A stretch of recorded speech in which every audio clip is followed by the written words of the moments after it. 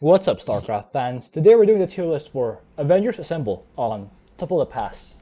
Brian, let's choose Mutation. Temple of the Past is the map where we have to protect a temple in the center of the map from waves of enemy units. If the temple survives until the end of the game, we win. If the enemies destroy the temple, we lose. Enemies get stronger when their friends die, and enemy heroes lead every attack wave. Tutu and Sticksbitter are in the call with us today. How are you guys? Good. Good. Not every attack wave has a hero. And in fact, you can manipulate which attack waves have a hero. Oh yeah, that's true. Sort of. I should change that. How are we gonna rank the commanders this week? Oh boy. There are very big, chunky heroes. Being able to stun those heroes will be nice. But biggest thing is being able to DPS down those heroes. If you can do both, then that's really good. Another thing is being able to separate heroes from the waves. If you spawn camp the wave and delete it before the heroes spawn, because the heroes actually spawn a little later, then the heroes can't get the Avenger stack from the wave, which also means you probably want to full clear so that you can spawn camp properly. Note that if you spawn camp the wave, that will sometimes manipulate the hero spawn timings. For example, if you don't spawn camp the third wave, it will only have Dehaka and Tychus. If you do spawn camp it, it'll have Dehaka, Tychus, and Karax instead of Karax coming in the next wave.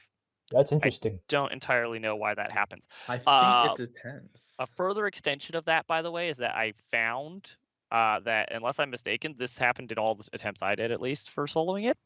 If you spawn camp one side, when it's coming from both sides, the hero seems to always spawn on the side that you already killed the entire wave on. But I might be wrong. That would be better, right? So you can focus the That hero would be down. better. All right. Hmm. How about you, Tutu? Anything to add? I don't think you manipulate it in that way. I think it depends on the enemy race. Because when I'm fighting Zerg, the second wave comes at 5 minutes with the Dehaka Tychus. When I'm fighting when I'm fighting Terran, the third wave has 3 people. If it's Zerg, the second wave has the Dehaka Tychus, the third wave 6 minute has Karax only. And Nova comes at 8 minutes in the bottom left. If I'm fighting Terran, Nova comes at 9:20. The other thing about the double waves on the sides early on is that if you kill every enemy from one side, the hero will spawn on the other side. If you so the hero That is the backwards by of what default happened. spawns. If you clear both sides, it will spawn the bottom right. If you intentionally leave some people in the bottom right, it will spawn there. So I usually leave. In my Vorazun run, I intentionally left like a few people there so that the enemy spawns there, then I can kill them. Otherwise, they would spawn on the other side and ruin my plans. So it's like that. What I got from this intro is, this is the amount of info you need to be able to do this mutation. That's the amount of I know this map inside and out. That's the amount of info you need to do this one solo. Anyway, let's begin. Alarak, where do we have him? Alarak typically does have good hero killing options, and they do still function against Avenger because they're not, messed up by armor. But aren't they like really remember that Alarak is always running around with glass cannon army. Yes. And Avenger heroes have the tendency to kill that army. Yes. That's the thing. Where do you have him? Let's see. If you don't have to worry about multiple fronts, he should be a decent option for most people to do this in duos. Like, you have Ascendants, and they are good. Ascendants do a lot of damage. Even if a hero gets fully stacked up with Avenger, Alarak can kill it. It's just a matter of making sure you do so before it kills you. Alarak does not bounce back from losing his Ascendants. Yeah, that's my concern with Alarak. You have to not bounce back from losing your Ascendants here. You need to have a perfect engagement over and over and over and over again, and one mistake can really set you back permanently. That's why I'm a little hesitant putting him higher. The flip side of that needing to not mess up the engagement is it is a relatively simple engagement. You spam Psi Orbs, killing everything except the heroes. The heroes get all the Avenger stacks, but that's okay because we just Mind Blast them 18 times, and that deals 2 trillion damage. Can we not Mind Blast the heroes before doing the wave? You can also do that. The only reason to do Psyorbs before is because Psyorbs have so much more range, but yeah, whichever depends on how close the wave is. I guess yeah, probably Mind Blast first.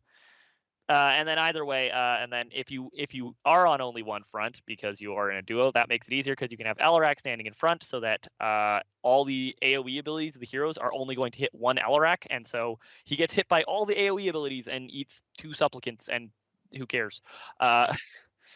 And then also, that means Alarak can yeet the heroes back, which is especially helpful for the annoying Zeratul when it's just, no, you go back and sit in the wave. Stop blinking on my army, please. Stop that.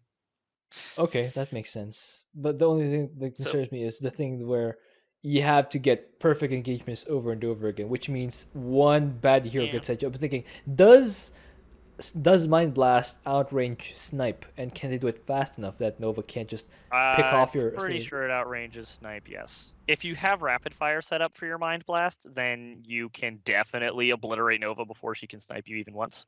Okay, so I'll also note that Alarak does have his typical problem, which keep in mind this is an Alarak typical problem. So probably if you're used to playing Alarak, you're kind of used to the problem of not losing your army or else everything's bad. But also I'd point out a lot of other commanders who usually don't have that problem do have that problem just because you have to be completely maxed out to win fights anyway. So if you lose your army, you're just never going to be able to bounce back on the basis of you don't have money to spare against these strong of waves. okay, so where do we have him? I would say Alarak can probably go into A tier, but maybe only B tier. But I don't think he's any lower than B. Okay, how about you, Tutu? This is a PSA reminding people that force fields exist. So force fields are very good against heroes because you can block them and shoot them freely. So especially if they're on all ground and they can't see above the ramp, you just hit them for free, which is really nice. If you don't use force fields, well, you don't have to, but it's a little harder. Alarak can't spawn camp because he doesn't it's hard to get to those spawn points. So he basically has to fight every fight with Avenger heroes, and it's pretty tough. Especially if you have Zerglings with Artanis or something. It's just Artanis is gonna get really big really fast.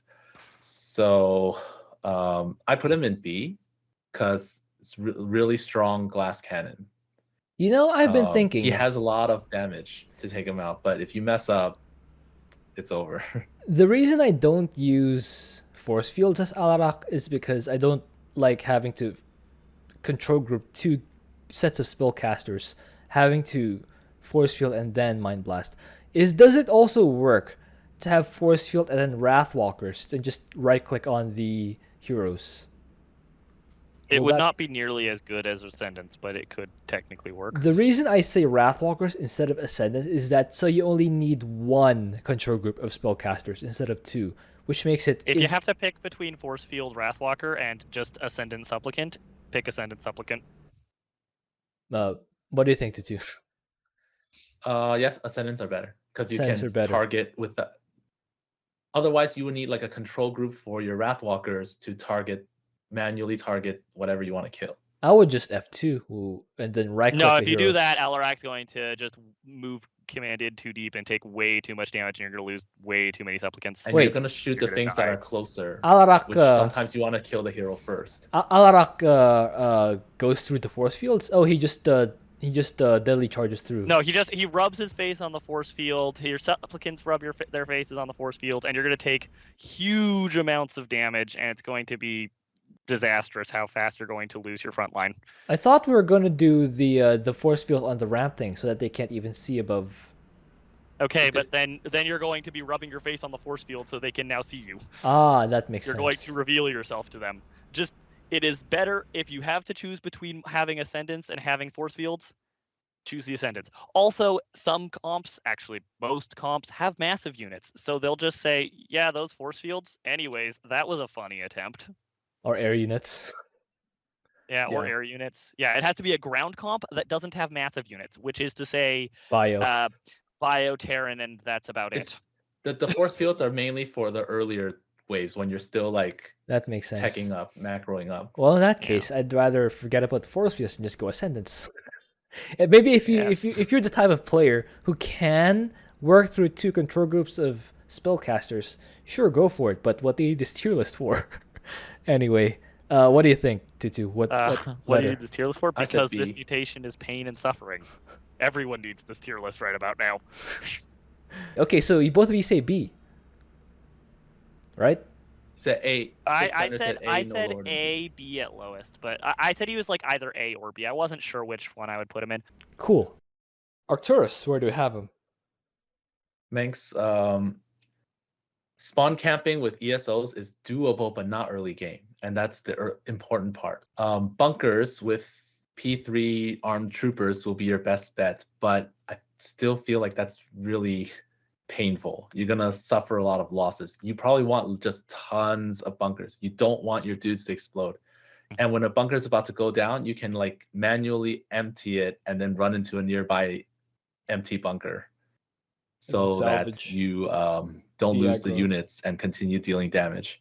All right. You can actually right-click the bunker so that when they go down, they just automatically go to the next one. I think that's a thing. You can preset the rally point so that when you unload it, it'll automatically So you select the bunker, set its rally point to another bunker, and hit unload.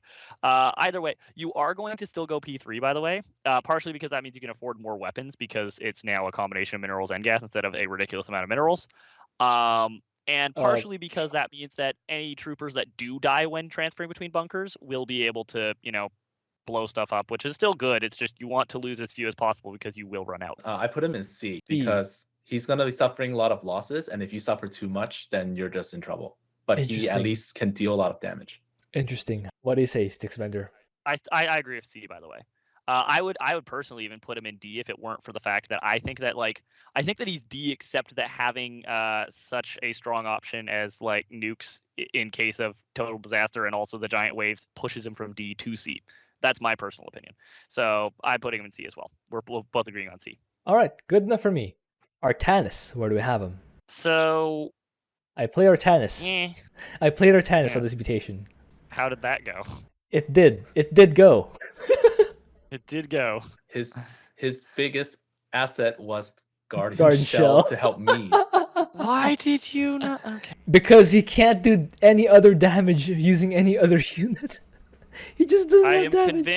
I am convinced that obviously he can't solo it, but I'm convinced that with a teammate he can be more useful actually massing Tempests than having just Guardian Shell for someone who's capable of soloing it. That said, that's what I did. I massed Tempests. They don't do damage. Maybe it was bad comps or something. I think it kind of worked when we got air hybrid and air comp for me, but I got like at most 40% compared to Zagara. But it does do damage. He does do damage.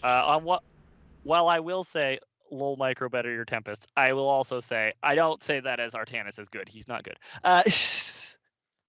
Like he still is like D tier, but I'm still convinced that P3 is the strongest option here. You are going to be able to basically Artanis can with great struggle and effort hold his own side on the 2-prong waves. Yes. So because of that, he's not a complete failure, because if you just have you each hold your own side and then when they're coming down only one lane you work together, Artanis can pull his weight with P3 without too much trouble compared to a lot of other commanders.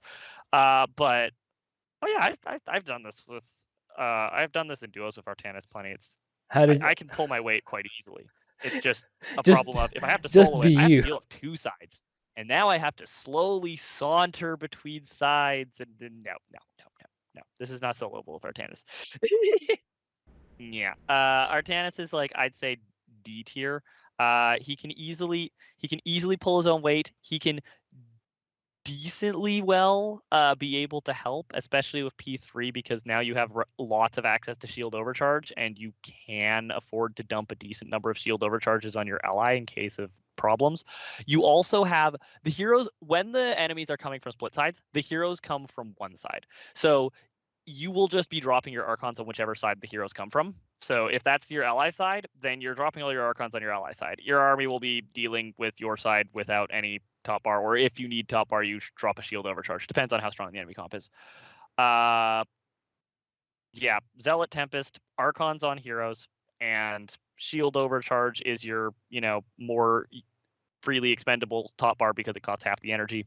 So, and then for the giant waves, you have solar bombardment, so you can always help with that when those problems happen. It doesn't do enough damage. The Archon dudes, they don't kill off the heroes. They just give them Avenger because all the escorts are dead. I don't know. Target, fire, and hug better. Artanis sucks against Avenger. Artanis He does really suck against does. Avenger. This is just the reality. I'm still putting him in D tier, but I could see an argument for E tier. He's not F tier though. He's not F tier. He can do stuff. He's not F on the basis of having Guardian Shell. Yes. And good call downs. He's so trash. My goodness. Yeah, Tutu, how about you? I put him in E because he requires a meat shield. If you have someone that can reliably be a meat shield for you, his Tempest can safely deal tons of damage from the back. But if you're gonna hard carry, you gotta provide your own meat shield. And Zealots without Guardian Shell, even with Guardian Shell, aren't that great. I tried with Guardian Cybernetics Shell, Core. they're not that great at all. With shield overcharge is what makes them good meat shields, but that's not something you have every single wave. I tried Cybernetics Core Wall. No, that won't work. it didn't. Yeah, I tried Zealots, right out of minerals. Then ran out of Zealots. I don't know.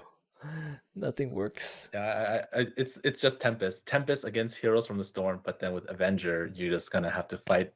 And don't they regen a lot more quickly? They do. And the Tempest shoots so slowly, so you need to like focus all on one guy. Yeah, Yes. you focus firing of Tempest anyways. Maybe where I fail Artanis is Yeah. keeping my Tempests alive. There are times when I get like 18 minutes in with a good number, maybe 17 or so, maybe 15, 14, 17 or so Tempests, and then a bad wave comes and I lose half of them or something. Only have 15 Tempests by 17 minutes? It's hard. It's hard. He's so trash. All right. We can put him in E tier because apparently doing tight Artanis macro and getting your Tempest max by that point is a little hard. He's so garbage. E tier? Yeah, okay. All right. Dehaka. Where do we have him? Dehaka. P2 has great tanking capabilities, except Glevik. Glevik sucks at tanking. He just died. Yes. Wow. But P2 doesn't, like, none of his units deal enough damage to Avenger heroes. So basically what I did for Dehaka was do not let the waves meet up with the heroes. Hero. I Kill basically wave. had to plan everything so that I would be in position to spawn camp the waves. Every single wave. Or the entire, from double waves to whatever. And the ones where I didn't spawn camp, I would use like Dock Run or something where he can tank for super long against like Zagara, because Zagara, the roaches don't hit air. So yeah, just the go-to unit is Guardians for Guardian Primal Worms. That's the army. All right. And you basically summon pack leaders to tank while Guardians focus down whatever you can. With that said, I put him in B because it's pretty easy to do. It's just you want to be on top of spawn camping if possible. So it's yeah, I can see if you put Alarak in B, I can also see Dehaka in B, because of how similar it is. Where if you mess up once, it's game over, kind of. How about you, Stixbender? What was T2 going to say? No, I don't think he's as long as you don't lose Guardians, because if you lose a pack leader, you just summon another one. Yeah, that's what I meant. You're gonna have lots of. If you use the actual army, he's more forgiving than Alarak, I would say, because the Guardians have long range, so you can pretty much run. You have Primal Worms to kind of block, so okay, you shouldn't lose those. I also used primal hosts, not creeper hosts. I use primal hosts to like trap Artanis and stuff. All right. So he has stuff to hit. Makes sense. You could probably use a combination of the two if you wanted, but yeah.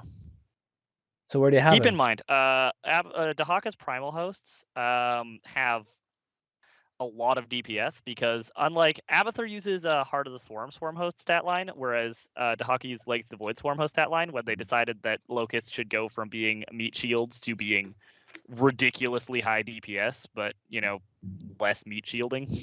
Yeah. So yeah, Dehaka's Locusts do a lot of damage. Also, yes, it is kind of funny how it's like, yes, he has troubles with damage, except Glevig, he deals damage, but as we just established, Glevig just dies. He does. Poor So Glevig. where do you have him? He's just not durable enough. I agree with Tutu. I think that I think that Dehaka is definitely stronger than Alarak, but not a whole tier stronger is what I think. All right. I actually also have him in B, so there it is, unanimous. Han and Horner, where do we have him? Let's see. Han Horner sucks versus Avengers, sucks versus heroes. So no, they don't suck versus heroes innately because of the fact that heroes don't get armor upgrades. Unfortunately, Avenger completely ruins that entire thing, so they suck against heroes now. Yeah, usually, okay, yeah. But the good thing about Han Horner is that they can spawn camp. So strike fighters, call downs, mag mines, all really good for spawn camping. So even if you are not helping killing heroes, or if you're able to spawn camp or help spawn camp, the heroes be easier to deal with.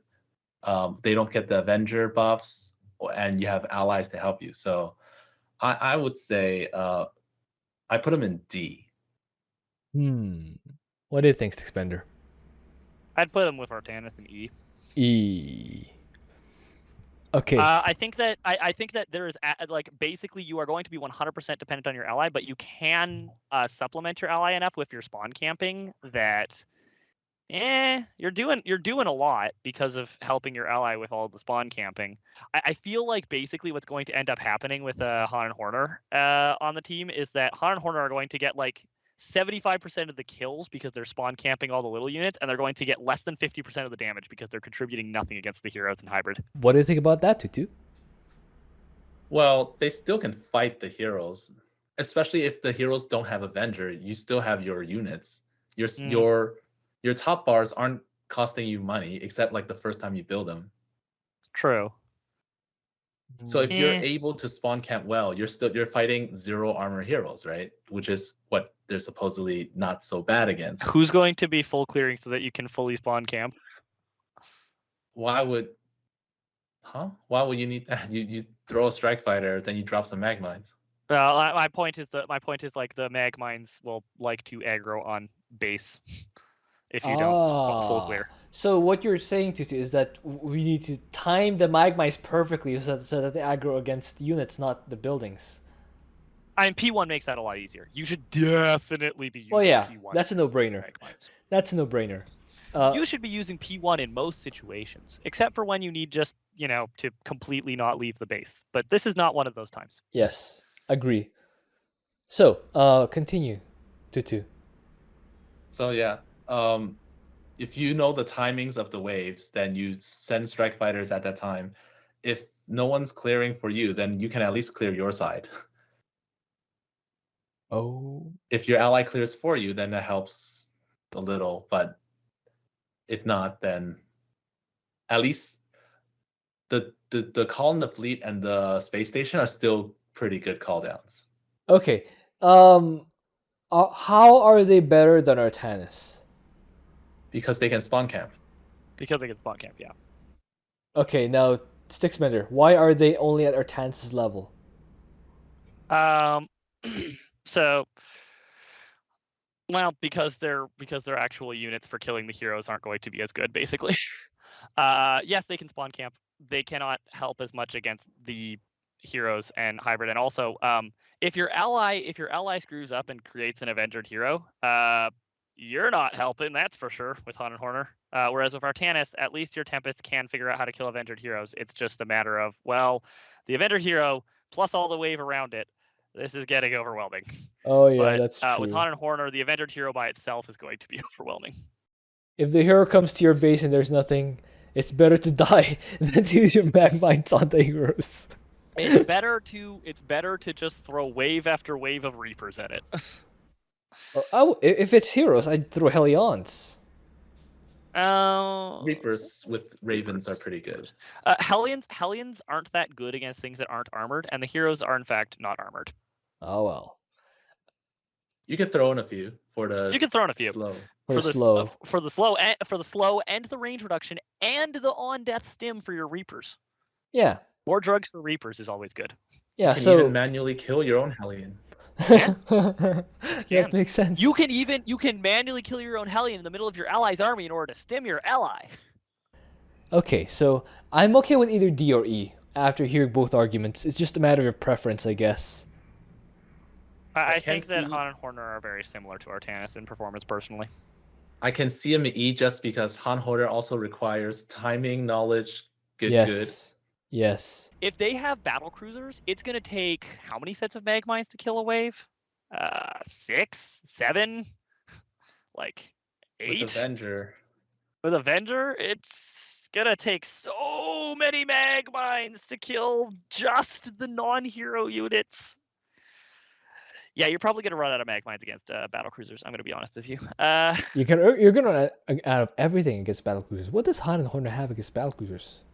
Their own battle cruisers? Suffering and crying. Their own battle cruisers is pretty much the correct answer, yeah.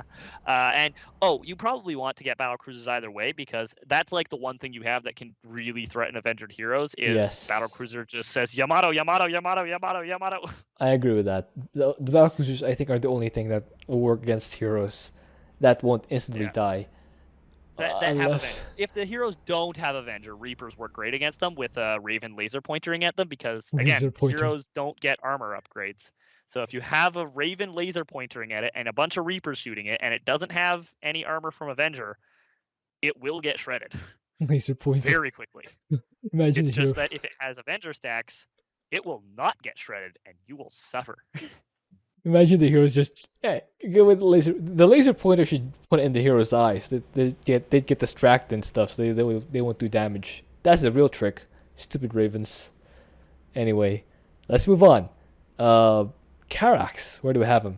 So Karax is probably going to want to spawn camp just like Han and Horner, and he has the top bar to do it. The difference being that Karax needs to find his own vision, which means you're going to need to learn to make observers, please. Learn to make observers, fly them alongside the lane, and come around behind. You know all those like areas that aren't the lanes? How like there's 4 lanes and there's the 4 corners where there's nothing? Yes. You could just fly the observer through there to the edge of the map, and then fly along the edge of the map to where the enemies spawn at the back of the base.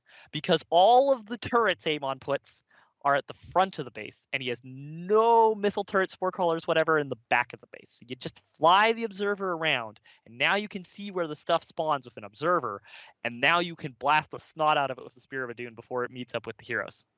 Okay. If the heroes don't spawn back there, the heroes spawn up forward where the Void Thrashers are spawning. So where do you have him? I would say Karax can probably go in C, I think. B? C, I think. C?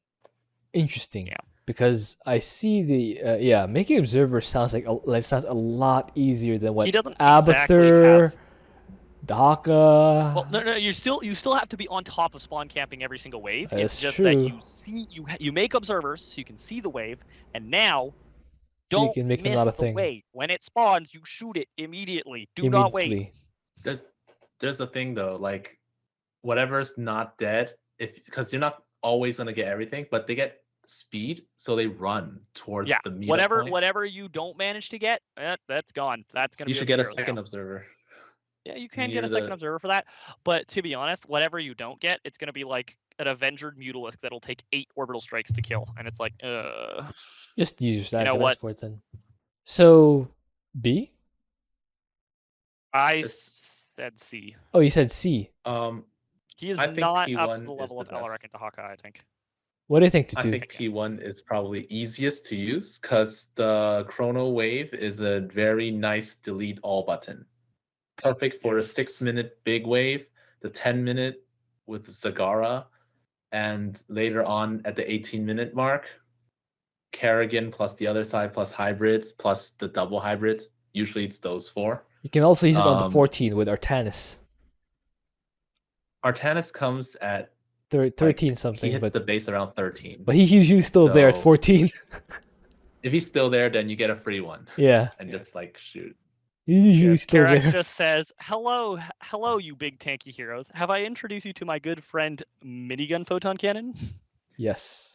If you do that, you don't have to spawn camp. Like, you can spawn camp, but you don't really have to.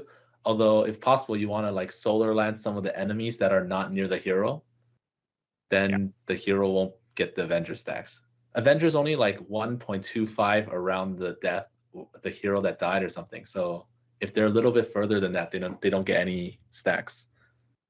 Yeah, you have to be really close to get Avenger stacks. Yeah, the units have to be practically hugging. Cool. I put Karax in B. B. Okay. Because of the delete button. It's just so nice. Yeah. Okay, I can see that. If you do prefer to use P3, I think that I'll side with T2 if recommending P1. But if you do use P3, then you should have Solar Lance for almost every single wave.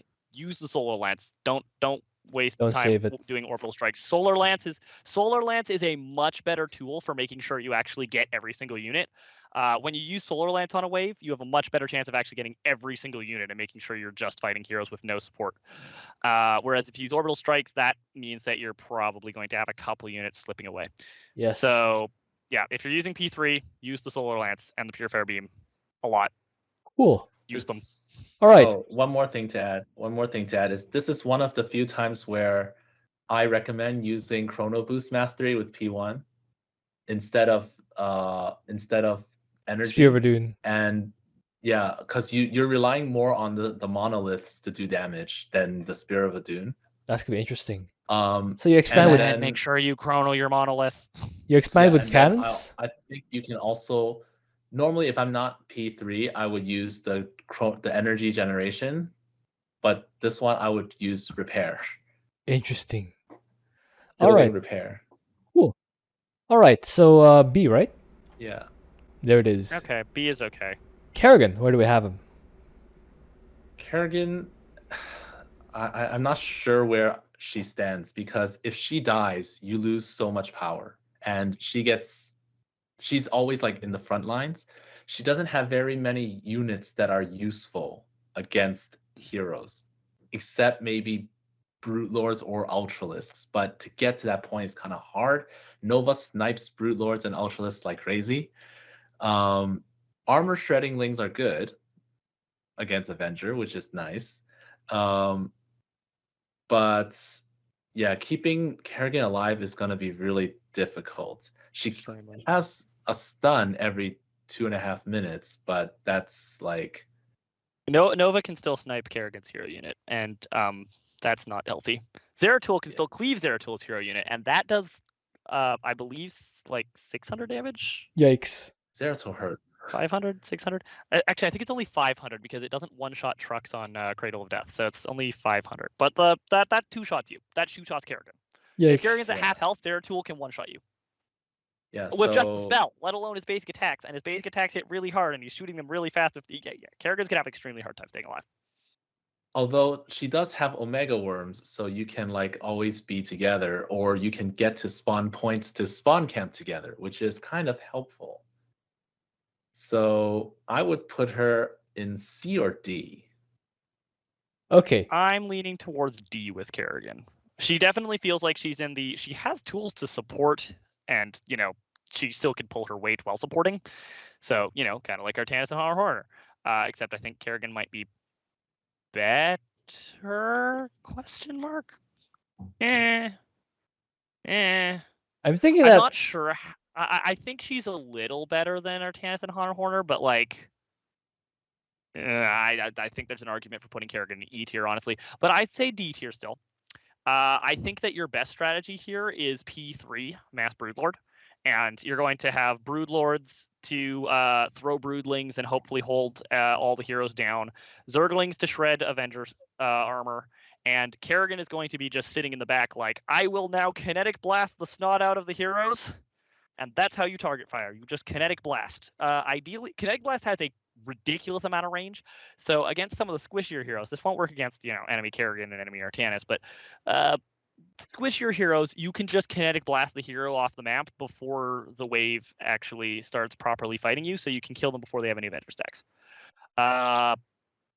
Use a mobilization wave as well for deletion of waves, because even though that will give Avenger stacks to the hero, it does delete a lot of the way. I think a mobilization wave is going to be a weird one, to be honest. It's like use it on the spawn point before the hero spawns, right? Oh yeah, that's probably what you should do. Duh. Yeah, just use it to spawn camp. Don't use it once the heroes arrive. Makes sense. Because unfortunately, a mobilization wave, unlike time stop, does not stun heroic. It does slow them though. So it does at least help to mitigate the Avenger thing. Technically speaking, Kerrigan has like, wow, she can shred armor with Zerglings, she can slow with her mobilization wave. In theory, she can just tell the heroes, you know what? Stop having Avenger stacks. But, Crush and Grip also works for the slow. So just, yeah. Crush and Grip heroes, Kinetic Blast heroes, you have P3 Kerrigan. She is a decently strong support mage. Immobilization wave spawn camp. Use the worm to get to the spawn camp, and also to tank things, and also to stall, and also to at the end. Use the you don't have to kill the last wave, because you could just make a wall of worms and say, all right, shoot the worms, not the temple. We win. More like forest. Yes, forest, wall, infestation. It's a big difference. Yeah, I was Colony, thinking, why are we ranking Kerrigan slow? If we assume that the Alarak player can micro his ascendants, that they can avoid all the damage coming to them, why not assume that Kerrigan just run into the Omega Worms and avoid all the damage coming to her? Because the ascendants get to do it from long ways away, whereas Zeratul spell is an instant cast. He blinks on top of you, cast it instantly. There's not time for the worm loading animation to complete before he's hit you. If Dehaka grabs you, you're dead. Yeah, that's true. If Dehaka grabs you. Also, with the ascendants, we're having to worry about keeping our ascendants alive, but at least the payoff for that is the hero dies instantly. Kerrigan casts Kinetic Blast 3 times. If they're Avenger stacked, that will kill Jimmy. That's it. If they have Avenger stacks, that's just going to be solid DPS support for focusing down heroes. But once they have Avenger stacks, that's just going to be supporting DPS. Your army is going to do a lot of work. I was actually thinking using Kerrigan on the escort before they reach the heroes instead of the actual heroes. Yeah, and you should be doing that. And and that way Kerrigan stay alive. Just to solo entire armies. Just use Crushing Grip. Use Crushing Grip every time they get unstunned, and you'll just keep in mind. P2 actually gets half the life leech shield. It's just that she does so much damage that you forget that. But P3 shows up and says, yeah, I can stun and long range damage spell and still get the full shield. So P3 Kerrigan is actually the tankiest Kerrigan. Okay. So take advantage of that. You can use P2 if you prefer, and then you can, have a very strong Kerrigan for vaporizing all the waves before they meet up with the heroes. You will want to spawn camp. You'll want to use worms. Yeah, I think she's in the same tier of, she's not going to be soloing this. She can do a lot to help her ally, probably more than Artanis and Hunter Horner can do, even though her army is definitely the worst of the 3. Kerrigan's army is so bad, but her hero units are so good that she makes up for it. Also Omega Worms. Also Omega Worms. Always worms. Always worms just go without being said. Yeah. So how about you, Tutu? What? What do you have? Do you have any further input on Kerrigan? C or D? I'm pretty convinced on D, I think. I just think D makes sense just because you lose her once, she's game over. Lose everything. It's game over. Your only hope if Kerrigan hero unit dies is, I hope I have enough worms to tank for an entire minute. But if you're dying, it's probably due to some Avenger units, and they're gonna tear through those worms. especially if it's a Zeratul, who might just blink past the worms and then tear through the temple in 2 seconds flat. All right, so D And tier. then you lose. All right. Nova, where do we have him? Is that me? That's me. Nova. So Nova, again, welcome back to spawn camping. It's everyone. Like, almost everyone wants to spawn camp, and Nova's not an exception here. You will do so, likely, mostly, with your hero unit. And if it's an air comp, you will cry. Because your best spawn camping option for Nova is either A, knowing the exact timing so you can sabotage drone, blow up the wave the moment it appears, or B, shotgun Nova blinks around and blasts shotgun at everyone and everything dies. Either way, this will kill ground comps great. It will not kill air comps. And then, when it comes to the heroes, you have Liberators. They will shred through heroes, and even with Avenger stacks, they'll probably do okay at shredding heroes if you can just find something that can tank enough to hold them there in the Liberator zone, which is what your Raven turrets are supposed to do. But against Avenger heroes, they can rip through so fast that they can get out of the Liberation zones, and then you have problems.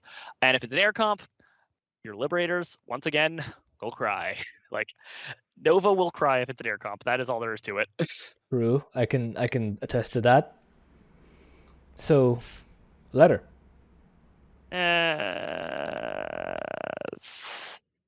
C or D. I'd say she's C, but like she's so bad against air comp, I feel like demoting her to D just because, like, if it's an air comp, you're dead. I don't think it's that bad. I think it is, but maybe it's not. I don't know. What would you say? I think like the fact that she can tear through Avenger enemies, whether they're heroes or not, as long as you have some kind of support, she's gonna be doing a lot of powerful punching. So, if there are air units, then you use the regular form. I guess it's not as good, but you're gonna maybe get Goliaths or something to help stun them or something. But the usual Liberator army is pretty strong against heroes. The problem with fighting heroes is that, like, Nova kills Liberators super fast, but if you have defense drone, then it takes a little longer. You focus them down. Yeah, so I put Nova in A because I don't think, like, most comps aren't heavy air. They're only like a few heavy air, and you're kind of screwed. But like that wasn't mentioned for Phoenix. I don't think he gets screwed that much either. Yeah, I don't think Phoenix gets screwed as much either. All right, if you don't think Nova gets screwed as much by air either, then also, yeah, I think I underrated Nova to put her in C, to be honest. I just didn't see anything that made her like stand out as extremely good, and I got into the mindset of this mutation's really hard. If you don't have something that makes you stand out, but yeah, no, Liberators kind of do stand out after all. And it's pretty easy to use too. So yeah. I'm just worried about all the Novas I've seen where it's like, don't worry, I've got the solution. I've got Liberators to deal with heroes. Oh, they ran past my Liberators and killed everything in 3 seconds. Well, use eBay walls. Yeah, that's to hold them in place. How dare you personally attack me like that? Don't worry, you're not the only one. How dare you? So many Novas have failed me.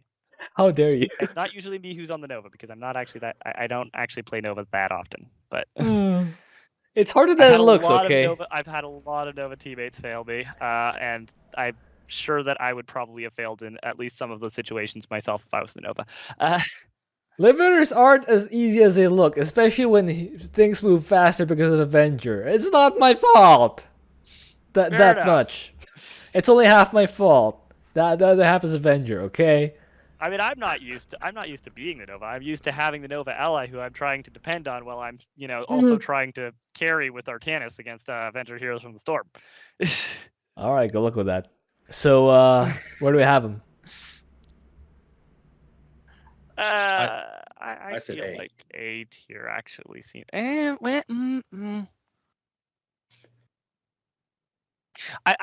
not sure she's. I feel like she's closer to Alarak than Phoenix and Abathur, personally. Closer to Alarak? Yeah, she does have the same problems as Alarak. I can see that too. Well, I can see that too.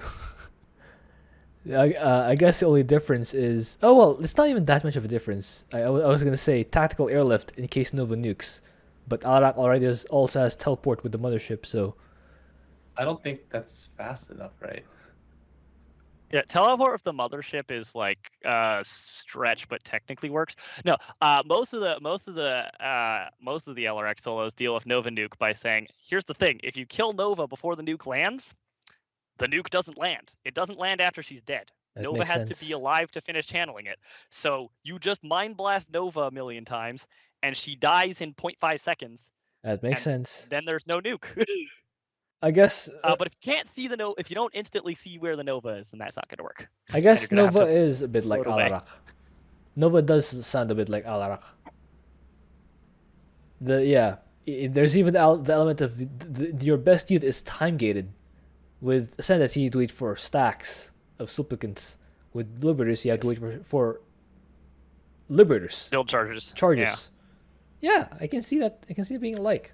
I feel like she's pretty similar to Alarak, and I think that Phoenix and Abathur really do deserve to be on a tier on their own. Like, Alarak is overcharge. Like, basically, I feel like A tier is the S tier this week because basically they would be S tier if it weren't for the fact that this mutation is so hard we can't feel right putting anyone in S tier except maybe one of the 3 people who are candidates for S tier. Yeah, Nova has Defensive Drone. Alarak has overcharge. Alarak eats supplicants to survive. Nova can just revive quickly. You know what? Yeah, and defense drone. Yeah, they're basically the same commander. All right, so B, or do you guys still say A? B, or A? I say B. How about you, Tutu? No, B is fine. All right, That's there fine. it is. I can see it. All right.